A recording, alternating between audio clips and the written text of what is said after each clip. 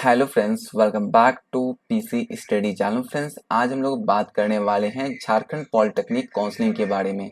दोस्तों, जैसा आप लोगों को पता है कि झारखंड पॉलिटेक्निक का रिजल्ट जो है अप्रैल के लास्ट वीक में ही आ गया है।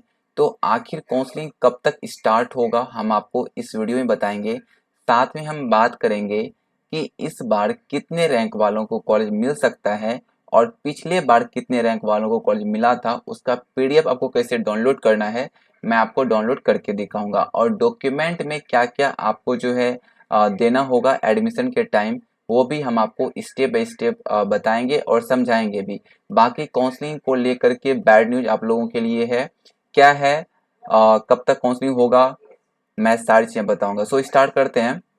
तो बैड न्यूज ये है काउंसलिंग को लेकर के कि यहाँ पे मैं आपको दिखा देता हूँ। एक नोटिस आया हुआ है जो कि यहाँ पे 5 जून को आया हुआ है। ठीक है, तो मैं इसको ओपन कर लेता हूँ। यहाँ पे देख सकते हो कि ये टेंडर शेड्यूल है। ठीक है, और यहाँ पे ये जो टेंडर है ये टेंडर काउंसलिंग के लिए है। ठीक है, जो आप लोगों का काउंसलिंग स्टार्ट होने वाला था, राइट, वो काउंसलिंग स्टार्ट हो उसके लिए किसी को टेंडर दिया जाएगा, वही काउंसलिंग आप लोगों का कंडक्ट कराएगा। और जिसको टेंडर देगा, राइट, उसी के लिए यहाँ पे जो है टेंडर निकाला है। अब जो भी टेंडर लेगा काउंसलिंग करने का, ठीक है, तो अभी टेंडर का जो प्रोसेस चलेगा वो यहाँ पे 19 जून तक चलेगा। 19 जून तक किसी को भी यहाँ पे टेंडर के लिए सिलेक्ट किया जाएगा। और जिसको भी टेंडर के लिए यहाँ पे सिलेक्ट करेगा, ठीक है, उसका प्रोसेस 19 जून तक चलेगा। और 19 जून के बाद जिसको सिलेक्ट करेगा वो आप लोगों का काउंसलिंग जो है यहाँ पे कंडक्ट कराएगा। ठीक है, तो देखा जाए तो आप लोगों की काउंसलिंग जो है अब यहाँ पे 19 के बाद यानी कि 20 के बाद ही यहाँ पे जो है स्टार्ट होगा। तो देखा जाए यदि हम बात करें कि कब तक आप लोगों की काउंसलिंग स्टार्ट हो सकती है, तो 20 से 25 तारीख तक इस महीने में आप लोगों की काउंसलिंग स्टार्ट हो जाएगी। बाकी अभी टेंडर का जो प्रोसेस है वो 19 जून तक चलेगा। ठीक है, ये बहुत बड़ा पेज है, आप इसको देख लेना यदि आप देखना चाहते हो। तो इसमें सिंपल सा जो भी मेंशन है मैं आपको शॉर्टकट में बता देता हूँ। ये जो है जो भी आपका काउंसलिंग कराएगा, ठीक है, उसके लिए किसी को टेंडर दिया जा रहा है। ठीक है, उसी के लिए ये जो है वैकेंट निकाला है। अब जो भी टेंडर, जिसको भी टेंडर देगा, जो भी अप्लाई करेगा टेंडर के लिए, उसमें से किसी को टेंडर देगा और वही आपका जो है यहाँ पे काउंसलिंग कंडक्ट कराएगा। ठीक है, तो अब 19 तारीख तक ये प्रोसेस चलेगा और उसके बाद जिसको भी टेंडर मिलेगा वो आपका 19 तारीख के बाद काउंसलिंग कंडक्ट कराएगा। ठीक है, तो यही था। और ये एक तरह से बैड न्यूज ही है आप लोगों के लिए, क्योंकि ऑलरेडी काफ़ी लेट हो चुका है और अभी तक जो है काउंसलिंग स्टार्ट नहीं हुआ है। और आप लोगों को लग रहा था कि 2-3 दिन में हो जाएगा, बट यहाँ पे अब ये टेंडर जिसको मिलेगा वो कंडक्ट कराएगा। तो टेंडर अभी यहाँ पे इसका प्रोसेस 19 जून तक चलेगा। सो अभी आपको 20 तारीख के बाद ही आप लोगों की काउंसलिंग स्टार्ट होगी।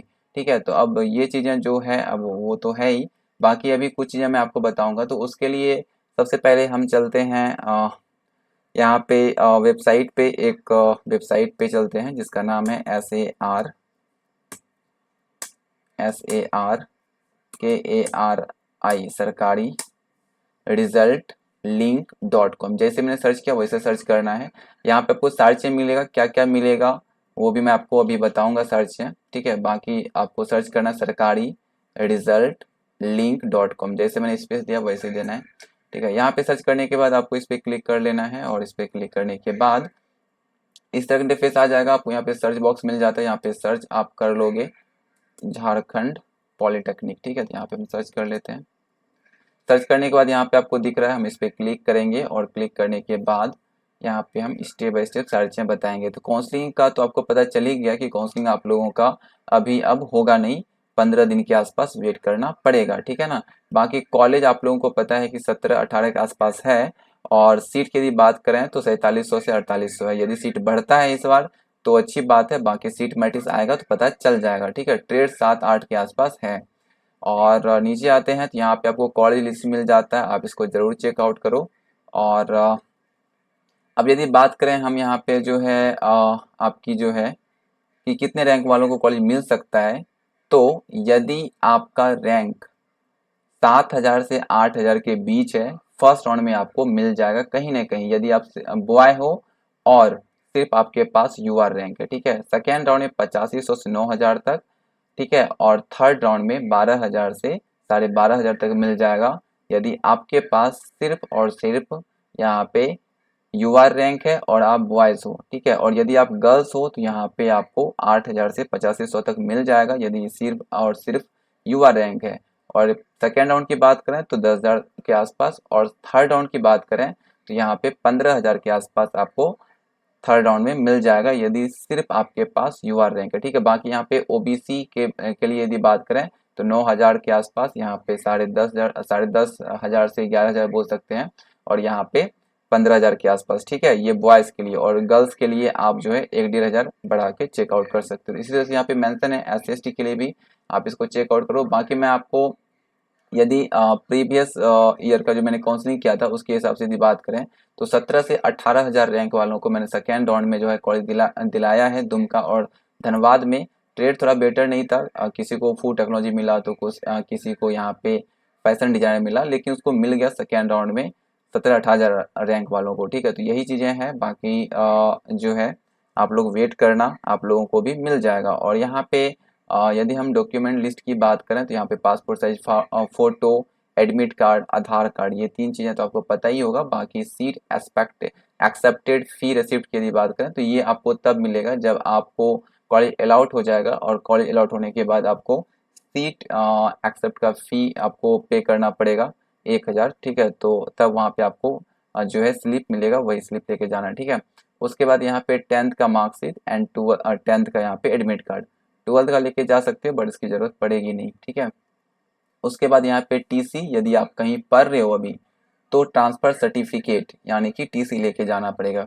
यदि आपने 10th पास किया है तो एसएलसी स्कूल लिविंग सर्टिफिकेट, यदि आपने 12th पास किया है या फिर ग्रेजुएट पास किया है तो आपको सीएलसी कॉलेज लिविंग सर्टिफिकेट लेके जाना पड़ेगा। उसके बाद मेडिकल सर्टिफिकेट जो आपको हॉस्पिटल में बनाना है, माइग्रेशन कॉलेज या स्कूल से मिल जाएगा। कास्ट सर्टिफिकेट अभी आपको ऑनलाइन करना है, यदि नहीं किए हो तो इनकम सर्टिफिकेट आपको 6 महीने का भीतर का ही चाहिए, ज़्यादा जो है पुराना होगा तो नहीं चलेगा, 6 महीने तक चल सकता है, ठीक है।